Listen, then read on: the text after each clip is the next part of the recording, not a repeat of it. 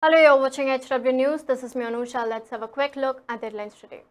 The Supreme Court today referred its March 2018 verdict banning automatic arrest in Dalit atrocity cases in a bench of 3 judges. The top court's ruling comes on a review petition filed by the centre last year. The top court had last year banned automatic arrest and registration of cases under the Scheduled Caste and Scheduled Tribe Prevention of Atrocity Act of 1989, triggering protest in parts of the country against the dilution of the law that was designed to protect marginalized community from abuse and discrimination. Now, the March 2018 ruling of the court required the approval of the Superintendent of Police to arrest those accused of an offence under this law. Now, besides, it required a Deputy SP to conduct the preliminary inquiry to find out if prima facie a case can be made under the law. The government was strongly criticized by the Dalit groups, which accused it of failing to take prompt action and asked the court for a review of its decision. Now, on April 2nd last year, nearly a dozen of people have lost their life as Dalit groups resorted to violence to enforce a country-wide shutdown in protest against the court order.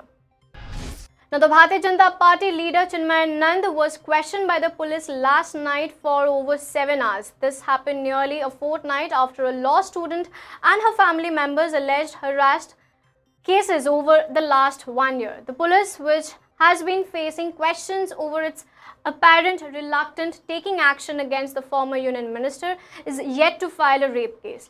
The 23-year-old law student who studied at a college run by Chinmay Nand in Shahjahanpur has alleged that she was filmed, blackmailed and harassed repeatedly by the accused BJP leader for a year.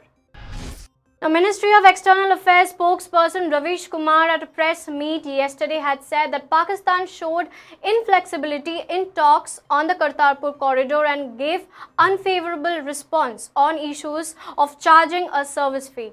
The MEA spokesperson had further said that India had hoped that all the pending issues will be resolved.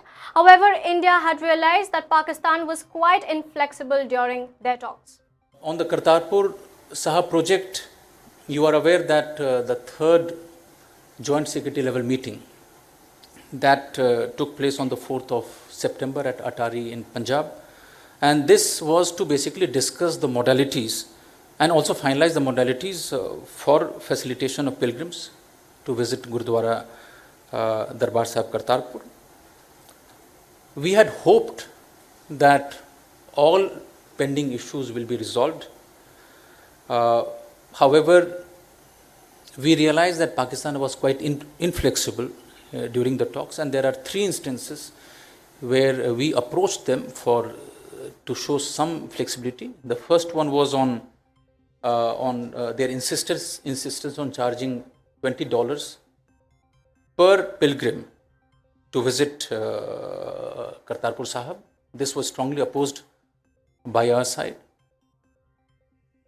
They also did not agree to the initial number which we had proposed, 10,000, that this is the number which should be allowed to visit Kartarpur Sahib during special occasions. That was not agreed to by them. They cited some constraints on the infrastructure side, but we did request them to show some flexibility on this. And the third was the presence of our consular officer, the presence of our protocol officer, who should accompany the delegation of the pilgrims who are going to visit Kartarpur Sahib every day. So on all these 3 counts, we did not get a favorable response. We remain committed to the project, as I have indicated in the past, that as far as infrastructure project goes, we are on schedule. We are confident that all our projects will be completed before the scheduled time. We have urged Pakistan to show some flexibility. It is involving the sensitivity of the people. It is a long pending demand, and we have urged them that Pakistan has to show a little bit of flexibility on this matter so that we can proceed without any hindrance, in the run-up to the celebrations involving, 550th birth anniversary of Guru Nanak Dev Ji. The MEA spokesperson had also briefed about Pakistan speaking on human rights at the UNHRC recently.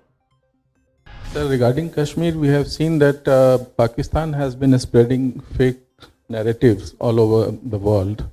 And so is there any effort from the government side to counter that narrative at different levels? The short answer is yes, but I think I should take you to what happened just a few days ago at the UN Human Rights Council. There, our delegation, we put forth our position. We had a national statement on human rights situation in India. And we also responded to Pakistan's distorted statement, the lies which they put out, using the right to reply. 2 or 3 things became very clear. The first is Pakistan's attempt to polarize and politicize the situation. That has been rejected. That was very clear. The global community is aware about Pakistan's role in aiding, abetting and supporting terrorist infrastructure, which they have in their country. Secondly, in a case of double speak, it is quite audacious on the part of Pakistan that the country which is harboring terrorists, which is the epicenter of terrorism, is pretending to speak on behalf of the global community on human rights. Now, this is very rich. Their record of persecution of minorities, both ethnic and religious, I don't think I need to explain and amplify. I think they need to understand that repeating a lie 4 or 5 times does not turn it into a gospel truth. And that, I think, came out very clearly at the Human Rights Council. If they had got any support, you would have known. It is not a secret session of the Human Rights Council. As far as, Reza, the joint statement which I have heard that they are planning to release or they claim that they have a support, I think the list of countries which supports them, I think you will have to ask them to provide. Yeah, no, I think that is not true. Till the time I was coming into the room, we did not have that list, number one. Number two, I think you have to understand that in the UN Human Rights Council, there are 47 members, including India and Pakistan. They are claiming 60. It means that I think either they have gone beyond this community to the wider international community, or but I think again coming back to the same point that for them to talk about human rights, for them to champion and be the voice of the international community human rights, and at the same time trampling the voices of their own minority, ethnic, religious, in their own country, I think it is something which Pakistan does not have any, I should say, right. But I think perhaps they are in a position where I think it is quite desperate situation for them, and that is why I think they are kind of indulging in these sort of measures. On our part, I think we are quite confident that the members of the Human Rights Council, they are aware about our position on Article 370, and they are also aware about the steps which we have taken in Jammu and Kashmir to ensure normalcy, in that region.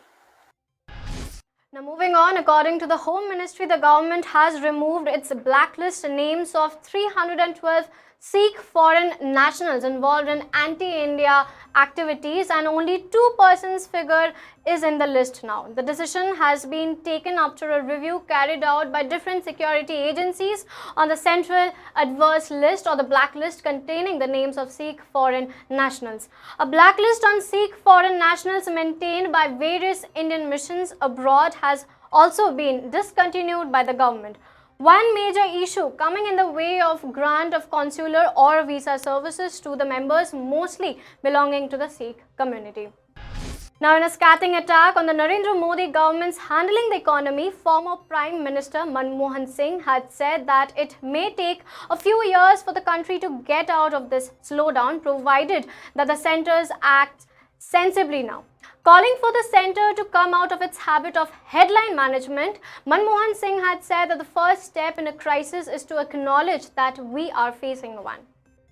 That the government is complacent enough not to realize that we are in the midst of a protracted economic slowdown. For the first quarter of 1919 to 20, the national income growth rate has declined to 5%. 5 quarters proved successive downgrading.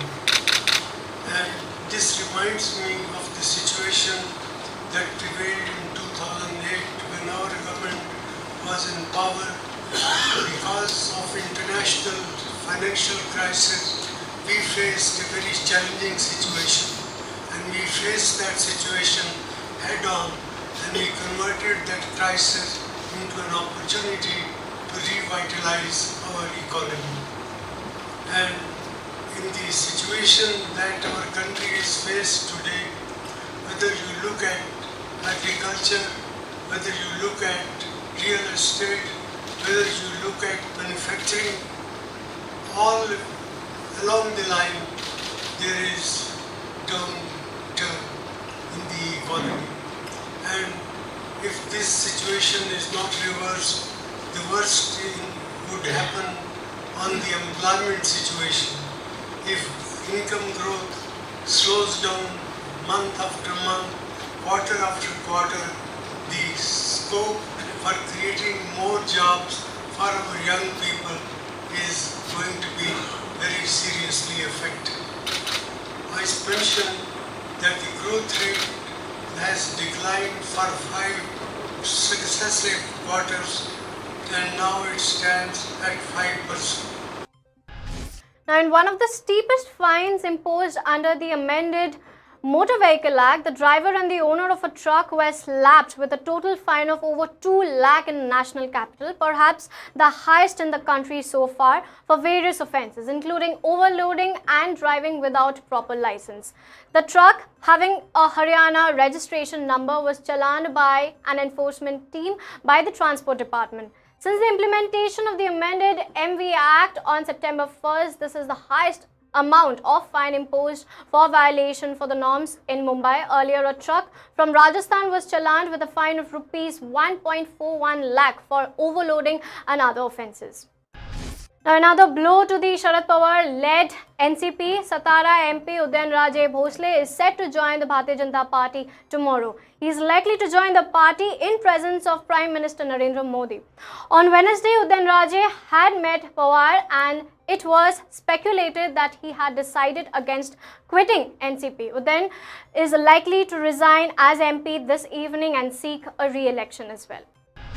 Now, the Arvind Kejriwal government today reintroduced the odd and even scheme in Delhi from November 4th to 15th. The announcement was made a day after Arvind Kejriwal met experts to discuss ways to contain wintertime pollution in the capital and receive a thumbs up from them on the odd and even formula as well, which has been implemented by the government twice earlier, in 2016 first and then in 2017. And for more news updates, log on to www.hwnews.in.